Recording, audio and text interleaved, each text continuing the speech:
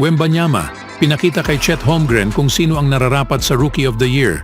Luka, ganito pala siya binastos ng isang fan. Curry, nag-viral ang pass kay Jonathan Kuminga. Ngunit bago ang lahat, kung gusto nyo ng matibay na basketball shoes, New Adidas Fashion, mabibili lamang sa halagang $1,299. Click lamang ang link sa comment section or bisitahin lamang ang tfen.com for more high-quality shoes. Isang bagong rivalry ang sumiklab. Si Victor Wembanyama at Chet Holmgren ay nag-uumpisang umini sa loob ng court na tila magtatagal sa mga darating na panahon. Ang dalawang nangungunang kandidato para sa Rookie of the Year Award ay napakainit. Si Victor Wembanyama at Chet Holmgren ay nag-uumpisang uminit sa loob ng court. Ang kompetisyon sa pagitan sa kanilang dalawa ay tila tumitindi pa, lalo na't ginamit ng San Antonio Spurs Phenom ang kanyang buong kakayahan at lakas upang makakuha ng highlight laban sa Oklahoma City Thunder big man. Sila ay tinanggal ang atensyon mula kay Shai Gilgeous-Alexander ng pansamantala. Si Victor Wembanyama ay nag-assess at umiwas kay Chet Holmgren patungo sa isang medyo mahirap na daan papasok sa ring. Nang makuha na niya ang sapat na espasyo, ang rookie ng Spurs ay dumakdak sa ibabaw ng Thunder big man para sa isang two-handed posterizer. Reaction has an equal or maybe goes quick against Holmgren and slammed it home. Put his shoulder into. Gayunpaman, ang laro ay higit pa sa malaking highlight na ito sa pagitan sa dalawang batang stars. Si Victor Wembanyama ay ginawa ang lahat para manatiling malapit ang Spurs sa laro. Dahil baka ibibigay lamang sa kanya ni Greg Popovich ang 28 minutes playing time, ngunit naging sulit ang lahat at ginamit niya ito sa pinakamahusay na paraan. Si Wemby ang nanguna sa scoring para sa Spurs na nakapagtala ng 24 points sa 50% clip mula sa lahat ng tatlong level sa scoring. Nagtagumpay din siyang naitama ang 6 sa kanyang 8 shooting sa free throw line. Si Wemby rin ang nanguna sa laro sa rebounding. Dahil sa kanyang laki at tamang positioning, nakakuha siya ng 12 rebounds, kalahati dito ay galing sa depensa, habang ang kalahati naman ay mula sa offensive side ng court. Gayunpaman, hindi sapat ang lahat ng ito laban sa isang Thunder team na talagang gutom sa panalo. Si Holmgren ay kulang na lang ng isang rebound para sa isang double-double, ngunit nanguna pa rin siya sa Thunder sa aspetong iyon sa laro. Nakatulong din siya ng malaki sa pag-ambag ng 17 points. Si Shai Gilgeous-Alexander ang nagtalaga sa Spurs sa first at third quarters. Ang pinakamahusay na player ng Thunder ay nagtala ng malaking double-double na may 32 points at 10 assists. Nagtapos din siya sa laro na may 6 na rebounds. Isang kabuuang 6 na players ng Thunder ang nagtala ng double-digit. Ang Spurs ay tila nakipantay ng maayos sa laro na ito. 5 sa mga miyembro ng kupo ng pinamumunuan ni Popovich ang nagtala ng higit sa 10 points. Gayunpaman, maaaring nagdulot sa kanila ang kakulangan sa efficiency sa 3-point line dahilan kaya napag-iwanan sila sa laban.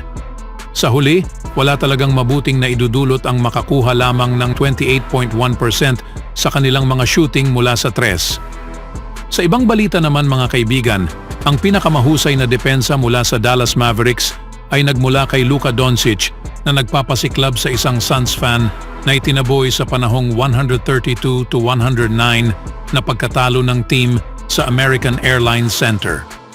Habang si Doncic ay naglalakad patungo sa court, ang Suns fan ay nagbigay ng isang komento na nakakuha ng atensyon sa star ng Mavs, habang ang second-year guard na si Jaden Hardy ay naitama ang 3-pointer.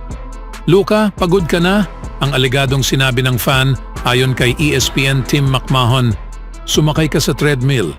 Habang bumabalik si Doncic para maglaro sa depensa, nakunan ng pansin sa isang security guard ang pangyayari at agad na nakita ang fan na pinalabas ng arena.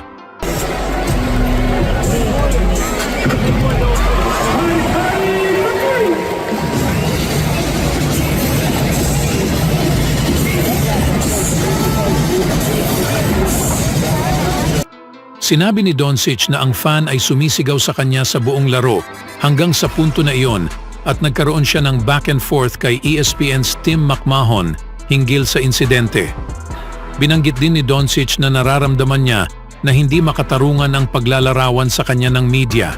Sinang-ayunan ni McMahon ang damdamin ni Doncic tungkol sa fan na sumisigaw sa kanya sa buong laro. Sinusumpa niya ako sa buong unang kalahating laro, sabi ni Doncic. Hindi ko kailanman itataboy ang isang fan. Nagbabayad sila para sa tiket, ngunit naisip ko na sapat lang iyon. Ang insidente ay bahagi ng isa pang nakakainis na pagkatalo para sa Dallas. Ang Mavs na siyang hawak na ngayon, ang 24-20, ay nangunguna ng hanggang sa 16 points ng 2 beses sa second quarter.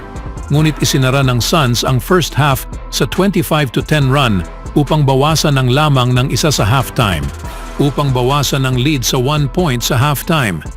Ang Suns ay isinasagawa ang pagsalakay sa third quarter na pinangunahan ni Devin Booker na nagtala ng 22 points at naging leading sila sa Dallas sa 43-20.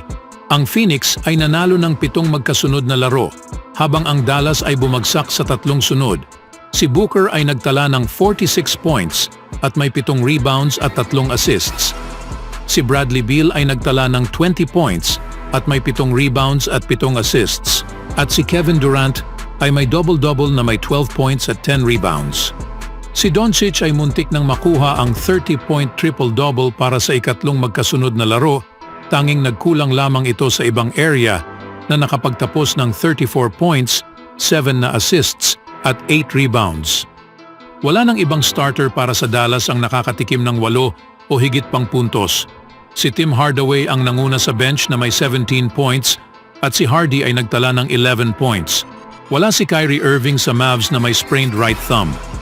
Sa sumunod na balita naman mga kaibigan, si Stephen Curry ay gumawa ng 25 points at 8 assists, Klay Thompson na umiskor ng 24 points, at ang Golden State Warriors ay nanalo sa araw na ito sa kanilang unang laban matapos sa pumanaw na assistant coach na si Dejan Milojevic nitong huling linggo.